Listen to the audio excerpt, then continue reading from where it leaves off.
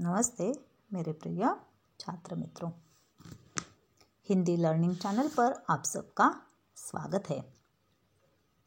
आज हम हिंदी सुलभ भारती कक्षा 8वीं सेतु अभ्यास दिन 24वां देखने वाले हैं। क्षेत्र है लेखन, कौशल तथा क्षमता है स्व अभिव्यक्ति की और संबोध दिया गया है अनौपचारिक पत्र लेखन। बच्चों, पत्र लेखन यह हमारे जीवन का निहायत महत्वपूर्ण घटक है। दूर दुनिया से बातें करने का यह सबसे अच्छा जरिया है। मनुष्य अपनी अनुभूतियाँ पत्र द्वारा ही अभिव्यक्त कर सकता है। यह दो व्यक्तियों के बीच हृदय संबंध दृढ़ बनाने में सहायक होता है। आज दूरध्वनि, भ्रमणध्वनि, वीडियो कॉलिंग, ईमेल आदि के आविष्कारों ने पत्र लेखन को भुला दिया है। वर्तमान जीवन में पत्र लेखन की आवश्यकता सिर्फ परीक्षा के लिए ही रह गई है।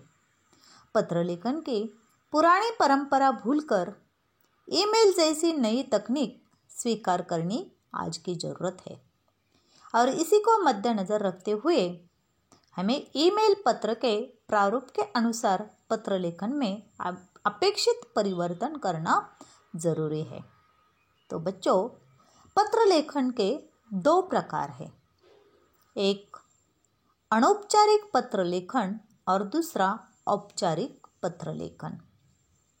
अनौपचारिक पत्र लेखन जो होते हैं वे अपने सगे संबंधी, रिश्तेदार, मित्र परिवार को लिखे जाते हैं और दूसरा प्रकार जो है औपचारिक पत्र लेखन, यह कार्यालयीन पत्र तथा व्यावसायिक पत्र होते हैं। यह विविध प्रकार के कार्यालयों से संबंधित पत्र तथा व्यावसायिक पत्र होते हैं। व्यवसाय संबंधी पत्र लिखे जाते हैं या कार्यालय के संबंध अनुमति मांगते हुए मुख्याध्यापक को पत्र, किसी पुस्तक विक्रेता को पत्र या ग्राम पंचायत के सरपंच को पत्र, किसी को भी पत्र लिखे जाते हैं या अपनी बीज कपात के बारे में पत्र लिखते हुए ये पत्र लिखे जाते हैं। इन पत्रों में शिकायती पत्र, अनुमति पत्र और इस प्रकार के पत्र औपचारिक पत्रों में आते हैं। लेकिन आज हम अनौपचारिक पत्र लेखन का नमूना देखने वाले हैं। तो अनौपचारिक पत्र लेखन करने से पहले हमें कुछ बातें ध्यान में रखनी जरूरी है। पहला होता है संबोधन और अभिवादन। पहला क्या होता है? संबोधन तथा अभिवादन होता है। पत्र के बाईं ओर हमें तिथि लिखनी चाहिए। तिथि मतलब तारीख। यह तारीख लिखनी बहुत ही ज़रूरी है। उसके बाद उसके नीचे प्राप्तकर्ता का नाम लिखकर नीचे की पंक्ति पर रिश्तों तथा छोटे बड़ों के अनुसार संबोधन और अभिवादन करना चाहिए। जैसे यहाँ पर एक नमूना दिया है, वह नमूना देखो। यहाँ पर तिथि लिखी है सुशील राणे, 26 कोथरूड रोड, पुणे। इस प्रकार लिया है। संबोधन तथा अभिवादन करना चाहिए। इस पत्र में विषय तथा संदर्भ नहीं लिखे जाते। जो औपचारिक पत्र होते हैं उन पत्रों में संबोधन तथा विषय तथा संदर्भ नहीं लिखे जाते, लेकिन औपचारिक पत्र जो होते हैं उनमें संबोधन और विषय लिखना जरूरी होता है। पत्र का आरंभ तथा विषय का कलेवर यह दूसरा महत्वपूर्ण मुद्दा है। पत्र में आरंभ में जिसको पत्र लिखा जाता है उसका 1-2 पंक्तियों में कुशलक्षेम पूछना चाहिए। उसका 1-2 पंक्तियों में क्या पूछना चाहिए? कुशलक्षेम पूछना चाहिए और उसके पश्चात 2-3 परिच्छेदों में बांटकर मुख्य विषय का विवेचन करना चाहिए। एक विषय विवेचन में सरल भाषा तथा विचारों की स्पष्टता अपेक्षित होनी चाहिए। तीसरा मुद्दा है पत्र लेखन का, वह है पत्र का समापन या समाप्ति। विषय कलेवर के पश्चात पत्र के बाईं ओर पत्र भेजने वाले को पारिवारिक संबंध का स्वनिर्देश करना चाहिए। जैसे यहाँ पर आपकी प्रिय पुत्री लिखा है वैसा पारिवारिक जो संबंध आपका है उसी प्रकार स्वनिर्देश करना चाहिए, जैसे आपका, आपकी, तुम्हारा। इसके बाद नीचे की पंक्ति पर प्रेषक का हस्ताक्षर होना चाहिए। नीचे जो पंक्ति दी है वहाँ पर प्रेषक यानी पत्र लिखने वाला, प्रति मतलब जिसे पत्र लिखा जाता है वह, तो प्रेषक का हस्ताक्षर होना चाहिए। और उसके बाद नाम और पूरा पता लिखने की ज़रूरत है। केवल हस्ताक्षर करके नहीं चलता है, बल्कि नीचे आप प्रेषक का पता उसके नीचे लिखना ज़रूरी है। तो यहाँ पर ये पत्र लिखा हुआ है। तथा नीचे की पंक्ति पर प्रेषक का ईमेल आईडी लिखना भी चाहिए। नीचे की पंक्ति पर प्रेषक का भी ईमेल आईडी लिखना ज़रूरी है और प्रति यानी जो जिसे पत्र भेजा जा रहा है उसका भी ईमेल आईडी लिखना ज़रूरी है, क्योंकि यह पत्र जो है वह ईमेल जैसी नई तकनीक को लेकर ईमेल के प्रारूप में हमने यह पत्र तैयार किया है। इसलिए पत्र भेजने वाला और पत्र जिसे भेजा जाता है उसका भी ईमेल आईडी लिखना बहुत ही ज़रूरी होता है। तो बच्चों, यह पत्र लेखन इस प्रकार आपको करना है। तो मैं आपको किस प्रकार पत्र लिखा जाता है इसके बारे में थोड़ा सा बताती हूँ। यदि पिता और माता को पत्र लिखा जाए तो उनके लिए संबोधन क्या होना चाहिए? पूज्य पिताजी या माताजी। उनके लिए अभिवादन होगा सादर प्रणाम चरण वंदना। और समाप्ति जो है, पत्र का समापन जो है, अंत है, वहाँ पर आप क्या लिखेंगे? आपका या आपकी आज्ञाकारी पुत्री या आपका आज्ञाकारी पुत्र या आपका आज्ञाकारी शिष्य, इस प्रकार आप लिख सकते हो।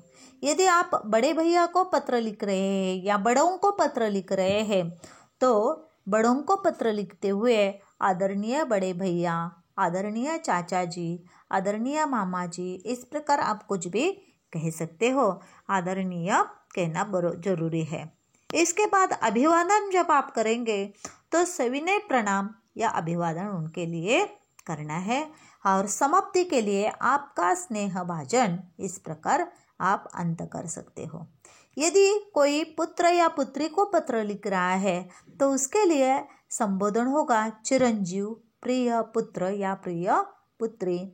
उसके लिए अभिवादन होगा शुभाशीद, आशीर्वाद, इस प्रकार अभिवादन होगा। और समाप्ति के लिए तुम्हारा हितैषी, तुम्हारा शुभेच्छुक, इस प्रकार इसमें से कुछ भी तुम यहाँ पर लिख सकते हो।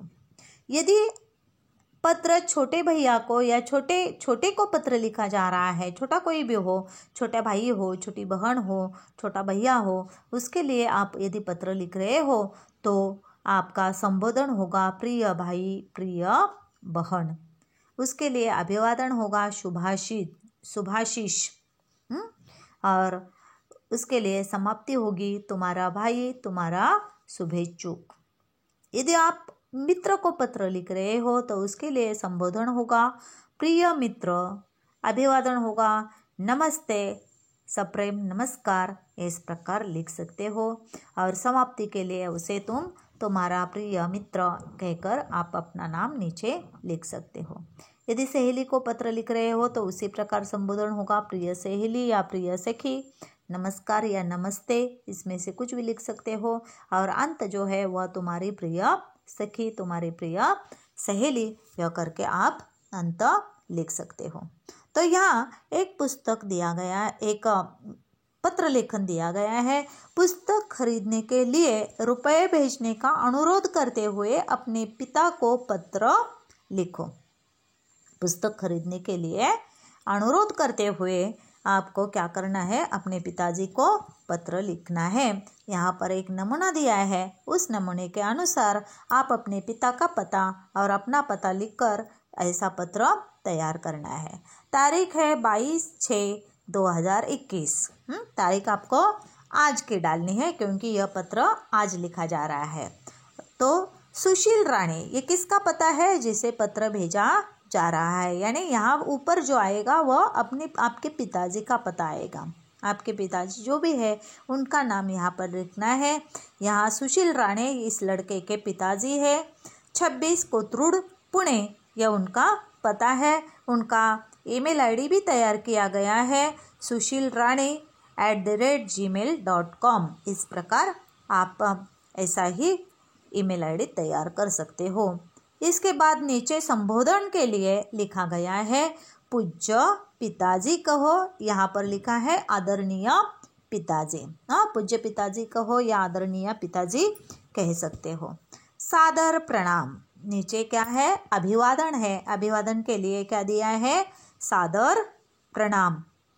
और आशा है आप स्वस्थ और कुशल होंगे, घर में सब प्रकार का आनंद मंगल होगा। मैं भी यहाँ कुशल मंगल पूर्वक अध्ययन में लीन हूँ। पिताजी, इस बार हिंदी तथा विज्ञान के पाठ्यक्रम में कुछ बदलाव हुआ है, इस कारण मुझे 2 नई पुस्तकें खरीदनी होगी, इसलिए मेरे पास पैसे नहीं हैं। कृपया आप 500 रुपये की राशि यथाशीघ्र भिजवा दें ताकि अध्ययन में बाधा न पहुँचे। शेष शुभ। माताजी को मेरा सादर प्रणाम, सादर नमस्कार कहे तथा पिनू को स्नेह। उससे वहाँ छोटा भैया है, उसको भी स्नेह दिया है। आपकी प्रिय पुत्री केतकी ना, यहाँ पर एक लड़की ने पत्र लिखा है, वह लड़की कौन है, केतकी है। आप अपना नाम यहाँ पर लिख सकते हो। इसके बाद नीचे आपका पता लिखना है। केतकी सुशील राणे आदर्श छात्रावास, आप कहीं बाहर रह रहे हो, यह समझकर आपको आपका पता अलग लिखना होगा। मुंबई 57 केतकी @gmail.com, उसका भी पता, उसका भी ईमेल आईडी यहाँ पर लिखा गया है। तो यह आपको क्या करना है, लिखना है। इसके बाद यहाँ पर एक पत्र का प्रारूप दिया गया है। इस पत्र के प्रारूप के अनुसार आप अपना पता लिखकर यह ऊपर दिया हुआ पत्र आपको पूरा करना है। अनौपचारिक पत्र का नमूना है, दिनांक लिखना है, जिन्हें पत्र लिखना है उनका पता यहाँ पर लिखना है।